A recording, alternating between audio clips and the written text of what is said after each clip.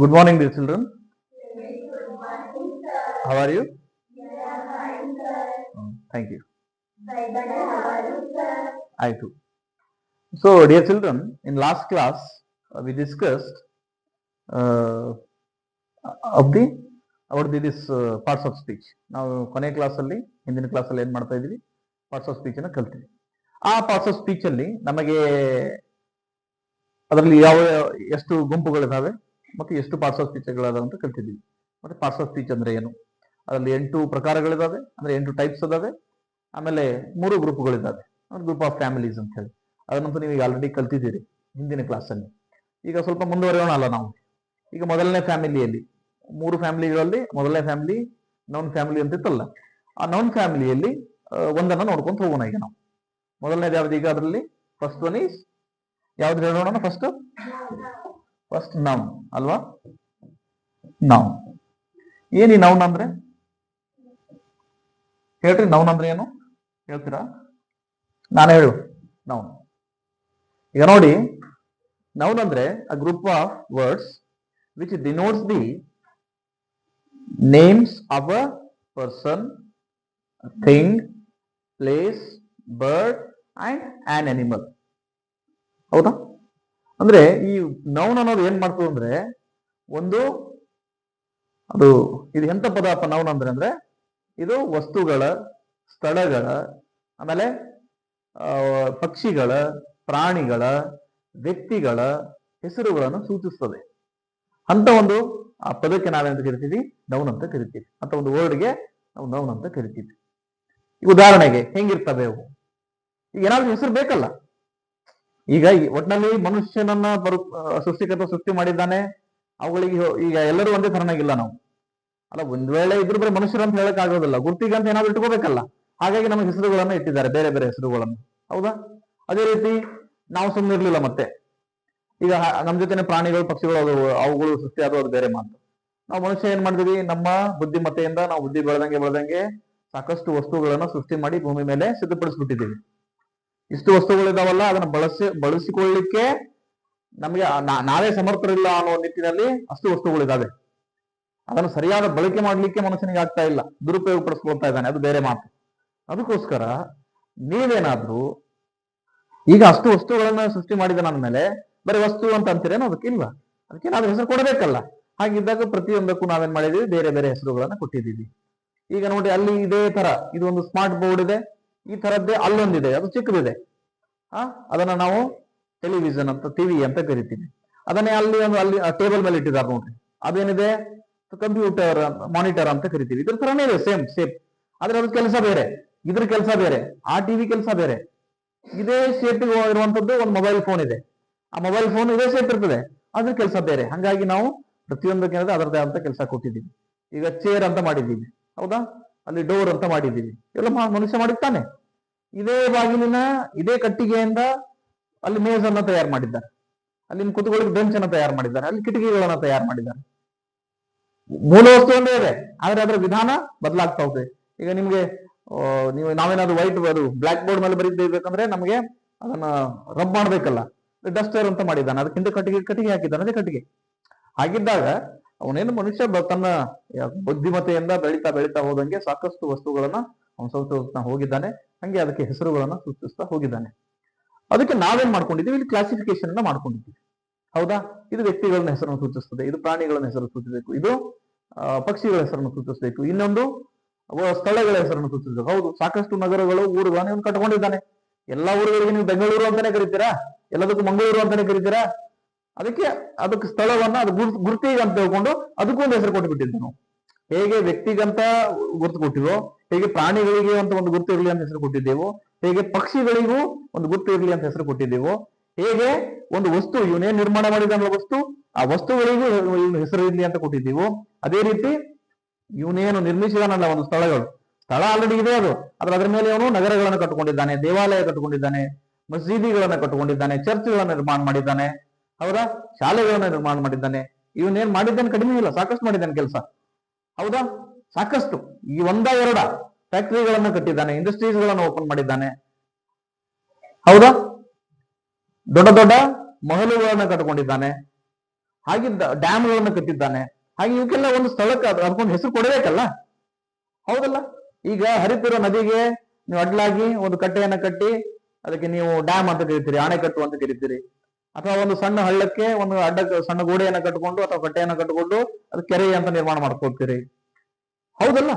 ಎಲ್ಲದಕ್ಕೂ ಕೆರೆ ಅನ್ಲಿಕ್ಕೆ ಸಾಧ್ಯ ಆಗ್ತದೆ, ಎಲ್ಲದಕ್ಕೂ ಅಣೆಕಟ್ಟು ಅಂತ ಅನ್ಲಿಕ್ಕೆ ಸಾಧ್ಯ ಆಗ್ತದ? ಅದರ ಗಾತ್ರಕ್ಕೆ ಅನುಗುಣವಾಗಿ ಹೆಸರನ್ನ ಅವನು ಸೂಚಿಸ್ತಾ ಹೋಗಿದ್ದಾನೆ. ಇದೆ ಅದನ್ನೇ ಇದು ನಾಮಪದ ನಮ್ಗೆ ಸೂಚಿಸ್ತದೆ. ಇದೇ ನಮ್ಮ ನೌನ್ ಏನ್ ಮಾಡ್ತದೆ, ಅವುಗಳನ್ನು ಸೂಚಿಸ್ತದೆ. ಬರಿಲ್ಲ ಇಲ್ಲಿ ಬೇಕಾದ್ರೆ ಡೆಫಿನೇಷನ್ ಗೊತ್ತಾಗುತ್ತೆ ನಿಮಗೆ. A group of words, sorry, a word which denotes the names of a person, a thing, a bird, a place or an animal or an animal ಅಂತ ಹೇಳ್ಬೋದು. ಅಂದ್ರೆ ಇವುಗಳ ಹೆಸರುಗಳನ್ನು ಸೂಚಿಸ್ತಾನೆ. ಫಾರ್ ಎಕ್ಸಾಂಪಲ್ ಹೆಂಗಿದೆ ನೋಡ್ರಿ. ಫಾರ್ ಎಕ್ಸಾಂಪಲ್ ಉದಾಹರಣೆಗೆ ಎಕ್ಸಾಂಪಲ್ಗೆ ಇಲ್ಲಿ ಹೇಳಿ ನೋಡೋಣ.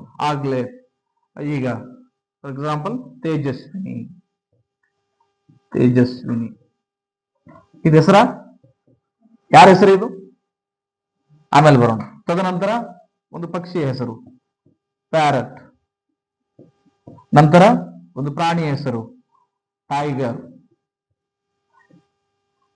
ಒಂದು ಸ್ಥಳದ ಹೆಸರು ಬೆಂಗಳೂರು, ಬೆಂಗಳೂರು, ಒಂದು ವಸ್ತುವಿನ ಹೆಸರು ಟೇಬಲ್. ಒಂದೊಂದೇ ಹೇಳಿದ್ದೇನೆ ನಾನು. ಮತ್ತೆ ಅದರ ಇದು ಬಂದಾಗ ಅದರದೇ ಆದಂತ ಏನು ನಾವು ಅನುಕ್ರಮಿಕೆಯನ್ನು ಇದು ಮಾಡ್ತೀವಲ್ಲ, ಆ ಸಂದರ್ಭದಲ್ಲಿ ನೀವು ಮತ್ತೆ ಇದು ಮಾಡಿರಂತೆ. ಇದು ಏನನ್ನು ಸೂಚಿಸ್ತದಪ್ಪ? ತೇಜಸ್ವಿನಿ ಏನನ್ನು ಸೂಚಿಸ್ತದೆ? ಒಂದು ವ್ಯಕ್ತಿ ಹೆಸರನ್ನು ತೋರಿಸ್ತದೆ. ಅದು ಹೆಣ್ಣು ಗಂಡು ಅನ್ನೋದನ್ನ ಮತ್ತೆ ಮುಂದೆ ಕಲಿಯೋಣ. ನೌನ್ ಜೆಂಡರ್ ಒಳಗೆ ಕಲೀರಿ ಅದನ್ನು, ಹೌದಾ? ನೌನ್ ಜೆಂಡರ್ ಒಳಗೆ ಕಲೀರಿ ಅದನ್ನು. ಮತ್ತೆ ಅದರ ಮುಂದೆ ಕ್ಲಾಸಿಫಿಕೇಶನ್ ಇದಾವೆ ಸಾಕಷ್ಟು.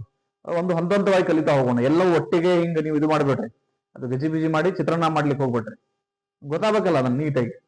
ಆಮೇಲೆ ಇದು ಏನನ್ನು ಸೂಚಿಸ್ತದೆ? ಈ ತೇಜಸ್ವಿನಿ ಒಬ್ಬಳೇನ ಇರೋದು ಹೆಸರಲ್ಲಿ? ಸಾಕಷ್ಟು ಹೆಸರುಗಳಿದಾವೆ. ಅಂದ್ರೆ ಅದು ಒಂದು ಉದಾಹರಣೆ ಕೊಟ್ಟಿವಿ ಅಷ್ಟೇ ನಾವು. ಇದಾರೆ ಅಲ್ಲಿ ಬಾಕಿ ಇದ್ದಾನೆ, ಅಲ್ಲಿ ಅವನು ಡೋಲಪ್ಪ ಇದ್ದಾನೆ, ಅಲ್ಲಿ ಹಿಂದೆ ಸುದರ್ಶನ್ ಇದ್ದಾನೆ, ಅಲ್ಲಿ ಅರವಿಂದ್ ಇದ್ದಾನೆ, ಈ ಕಡೆ ಮಲ್ಲಿಕಾರ್ಜುನ್ ಇದ್ದಾನೆ, ಇನ್ನೊಬ್ಬ ಮಲ್ಲಿಕಾರ್ಜುನ್ ಇದ್ದಾನೆ, ಹೌದಾ? ಇದಾನಿಲ್ಲ ಅದು ಏನ್ ಹೆಸರು ನಿಂದು? ಮನೋಜ್ ಇದ್ದಾನೆ. ಇವನು ಮನೋಜ್ ಅಲ್ಲ, ಮನೋಜ್ ಇದ್ದಾಳೆ. ಇಲ್ಲಿ ರೇಣುಕಾ ಇದ್ದಾಳೆ. ನಾನು ನನ್ನ ಹೆಸರು ನಾನು ಹೇಳ್ಕೊಳಕ್ಕಾಗಲ್ಲ, ನೀವು ಹೇಳ್ಬೇಕು, ಹೌದಲ್ಲ? ಆಮೇಲೆ ಇಲ್ಲಿ ಟೈಗರ್, ಇದೇನು ಸೂಚಿಸ್ತದ್ರಿ? ಪ್ರಾಣಿಗಳು. ಟೈಗರ್ ಒಂದೇನಾ ಪ್ರಾಣಿ? ನಾಯಿ ಇದೆ, ಡಾಗ್ ಇದೆ, ಲಯನ್ ಇದೆ, ಲೆಪರ್ಡ್ ಇದೆ, ಸಾಕಷ್ಟು ಇದಾವಲ್ಲ. ಏನು ಒಂದೇನಾ ಅದು? ಹಾಗಿದ್ದಾಗ ಅದು ನಮಗೆ ಗುರ್ತಿಗೆ ಅಂತ ತಿಳ್ಕೊಂಡು ಈಗೆಲ್ಲ ಒಂದೇ ತರ ಹೋಲಿಕೆ ಇದೆ. ಈ ಸಿಂಹದ ಮುಖನೂ ಒಂದೇ ತರ ಸ್ವಲ್ಪ ಹಂಗೆ ಕಾಣ್ತದೆ ಹೋಲಿಕೆ. ಹಿಂದೆ ಇದು ಬೇರೆ, ಅದು ಪೂರ್ತಿ ಚಿತ್ರಣ ನೋಡಿದಾಗ ಬೇರೆ ಆಗ್ತದೆ. ಸ್ವಲ್ಪ ಮುಖ ನೋಡ್ರಿ, ಬೆಕ್ಕಿಂದು ಹಂಗೆ ಕಾಣ್ತದೆ, ಸ್ವಲ್ಪ ಈ ಚಿರತೆದು ಹಂಗೆ ಕಾಣ್ತದೆ. ಈ ಹಂಗೆ ಕಾಣೋದಕ್ಕೆಲ್ಲ ನಾವು ಸ್ವಲ್ಪ ಅದ್ರಲ್ಲಿ ಸ್ವಲ್ಪ ಸಿಮಿಲಾರಿಟಿ ಇದೆ. ಅದ್ರಲ್ಲಿ ಸ್ವಲ್ಪ ಬಣ್ಣದಲ್ಲಿ ಆಕಾರದಲ್ಲಿ ಸ್ವಲ್ಪ ಬದಲಾವಣೆ ಇದೆ. ಆದ್ರೆ ಸ್ವಲ್ಪ ನೀವು ಬರೀ ಮುಖ ನೋಡ್ರಿ ಎಲ್ಲ ಒಂದೇ ರೀತಿ ಕಾಣ್ತದೆ. ಹಾಗಿದ್ದಾಗ ಸ್ವಲ್ಪ ಒಂದು ಮನುಷ್ಯ ಏನ್ ಮಾಡಿದಾನೆ, ಮತ್ತೆ ಅದರಲ್ಲಿ ಕ್ಲಾಸಿಫಿಕೇಶನ್ ಮಾಡಿದಾನ. ಅವನು ಬಹಳ ಬುದ್ಧಿವಂತ. ಅವನು ಯಾರು? ಮನುಷ್ಯ ಬಹಳ ಬುದ್ಧಿವಂತ. ಹೆಂಗ್ ಕ್ಲಾಸಿಫಿಕೇಶನ್ ಎಷ್ಟು ಅವನು ಅಧ್ಯಯನ ಮಾಡಿರ್ಬೇಕು, ಅಭ್ಯಾಸ ಮಾಡಿರ್ಬೇಕು. ಒಂದು ಜನ್ಮ ಸಾಕಾಗಂಗಿಲ್ಲ ಇವನು ಮಾಡಿಟ್ಟಿರೋದನ್ನ ಬರೀ ನೋಡ್ಲಿಕ್ಕೆ. ನಮ್ಮ ಅರ್ಥ ಆಯ್ತು? ಅದಕ್ಕೆ ಸಾಕಷ್ಟು ಪುಸ್ತಕಗಳನ್ನು ಓದ್ಕೋಬೇಕು, ಜೀವನದಲ್ಲಿ ಕಲಿಬೇಕು, ತಿರುಗಾಡ್ಬೇಕು, ಅವಕಾಶ ಸಿಕ್ಕಾಗ ಒಳ್ಳೆ ಒಳ್ಳೆ ಸ್ಥಳಗಳನ್ನು ನೋಡ್ಕೋಬೇಕು, ಪ್ರಾಣಿ ಸಂಗ್ರಹಾಲಯಗಳಿಗೆ ಭೇಟಿ ಕೊಡಬೇಕು, ಕಾಡಂಚಲ್ಲಿ ಹೋಗ್ಬೇಕು, ನದಿ ಬೆಟ್ಟಗಳನ್ನು ಸುತ್ತಬೇಕು, ಅದರ ಸೌಂದರ್ಯವನ್ನು ಸವಿಬೇಕು. ಇನ್ನು ಈ ಜೀವನಕ್ಕೆ ಇನ್ನೇನು ಬೇಕು ನಮ್ಗೆ? ಅದನ್ನ ಬಿಟ್ಟು ನಾವು ಏನ್ ಹುಡುಕಾಡ್ತಿರ್ತೀವಿ ಅದು ಸಿಗುದಿಲ್ಲ ನಿಮಗೆ. ನೀವೇನ್ ಹುಡುಕಾಡ್ತಿರಲ್ಲ, what you are searching on that screen that won't be available for you. You won't get it or you won't get that. ನೀವೇನ್ ಹುಡುಕಾಡ್ತಿರಲ್ಲ ಅದು ನಿಮ್ಗೆ ಸಿಗುದಿಲ್ಲ. ಇದನ್ನ ಒಂದು ನಿಶ್ಚಿತವಾಗಿ ನೆನಪಿನಾಗ ಇಟ್ಕೊಂಡು ಪುಸ್ತಕ ಕಡೆ ಗಮನ ಕೊಡ್ರಿ. ಒಳ್ಳೆ ಗೆಳೆಯ ನಿಮಗದು, ಗೆಳತಿ ಅಂತ ಅನ್ಕೊಡ್ಬೇಕಾದ್ರೆ. ಸರ್ ಬರೀ ಪುಲ್ಲಿಂಗನೇ ಹೇಳ್ತಿರಲ್ಲ, ಸ್ತ್ರೀಲಿಂಗನೂ ಹೇಳ್ರಿ ಸ್ವಲ್ಪ ಅಂತ ನಿಮ್ಗೆ ಆಗ್ತದೆ. ಒಳ್ಳೆ ಗೆಳೆಯ ಅದು. ನಿಮ್ಮ ಒಂಟಿತನವಾಗಿ, ನೀವು ಒಂಟಿಯಾಗಿರುವಾಗ, ನಿಮ್ಮ ಜೊತೆ ಯಾರು ಇರದೇ ಇರುವಾಗ, ನಿಮ್ಮ ಮನಸ್ಸಿಗೆ ನೋವಾದಾಗ, ನಿಮ್ಮ ಮನಸ್ಸಿಗೆ ಖುಷಿ ಆದಾಗ, ನಿಮ್ಮ ಮನಸ್ಸಿಗೆ ಸಿಟ್ಟಾದಾಗ ಎಲ್ಲನೂ ಲಭ್ಯ ಇದೆ ಅದರಲ್ಲಿ. ಹಿತ ನೀಡುತ್ತದೆ, ಮುದ ನೀಡುತ್ತದೆ. ಲೈಬ್ರರಿಯಲ್ಲಿ ಪುಸ್ತಕಗಳು ತುಂಬ ತುಳುಕ್ತಾ ಇದ್ದಾವೆ. ಆದ್ರೆ ನೀವು ನೋಡಂಗಿಲ್ಲ, ನೀವು ನೋಡುದಾರೆ ಅದಕ್ಕೆ ಅದ ಕಡೆ ಗಮನ ಕೊಡಬಾರ್ದು ಜಾಸ್ತಿ. ಇದು ಓದೋ ದಿನಗಳಲ್ಲ. ಈ ದಿನಗಳು ಕಳೆದ ಮೇಲೆ ನಿಮ್ಗೆ ಆಮೇಲೆ ಸಿಗೋದಿಲ್ಲ, ಮತ್ತೆ ಬಂದು ಓದ್ತೀನಿ ಅಂದ್ರೆ. ಅದಕ್ಕೆ ಸದುಪಯೋಗ ಪಡಿಸ್ಕೋಬೇಕು. ತದನಂತರ ಇವನು ಇದನ್ನ ಮಾಡ್ದ. ಆಮೇಲೆ ಈ ಬೆಂಗಳೂರು ಏನನ್ನ ಸಿಂಬಲ್ ಕೊಡ್ತದ್ರಿ? ಏನ್ ಕೊಡ್ತದೆ? ಸ್ಥಳವನ್ನ, ಪ್ಲೇಸಸ್ ಅನ್ನ. ಹೌದಾ? ಬೆಂಗಳೂರು ಒಂದೇನಾ ಪ್ಲೇಸ್ ಇರೋದು? ಇಲ್ಲ. ಮಂಗಳೂರು ಇದೆ, ನೀವು ನವದೆಹಲಿ ಇದೆ, ಹೌದಾ, ವಿಜಯಪುರ ಇದೆ, ಹುಬ್ಬಳ್ಳಿ, ಧಾರವಾಡ, ತುಮಕೂರು, ದಾವಣಗೆರೆ, ಚಿತ್ರದುರ್ಗ, ಚಳ್ಳಕೆರೆ, ತರೀಕೆರೆ, ಎಷ್ಟು ಊರುಗಳ ಹೆಸರುಗಳ ಲೆಕ್ಕ ಏನು? ಇನ್ನು ಈಗ ಮಾಡರ್ನೈಸೇಷನ್ಗಂತೂ ಎಷ್ಟು ಎಲ್ಲ ಊರುಗಳು ಒಂದೇ ಇದರಲ್ಲಿ ಬಂದಿರ್ತಾವ. ಅರ್ಥ ಆಯ್ತಲ್ಲ? ಇನ್ನ ಟೇಬಲ್ ಒಂದು ಉದಾಹರಣೆ, ಇದು ಮನುಷ್ಯನ ಸೃಷ್ಟಿಗೆ ಒಂದು ಉದಾಹರಣೆ ಅಷ್ಟೇ.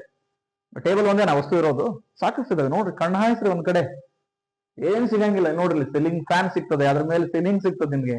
ಅದೇ ಫ್ಯಾನ್ ಅನ್ನ ಇವನು ಇಲ್ಲಿ ಗೋಡೆಗೆ ಅನ್ಸಿದ್ರೆ ವಾಲ್ ಫ್ಯಾನ್ ಆಗ್ತದೆ, ಟೇಬಲ್ ಮೇಲೆ ಇಟ್ರೆ ಟೇಬಲ್ ಫ್ಯಾನ್ ಆಗ್ತದೆ, ಅಲ್ಲಿ ಮೇಲೆ ನಿಮ್ಗೆ ಸೀಲಿಂಗ್ ರೂಫಿಗೆ ಹೋಗಿ ಜೋಡಿಸ್ಬಿಟ್ರೆ ಸೀಲಿಂಗ್ ಫ್ಯಾನ್ ಆಗ್ತದೆ.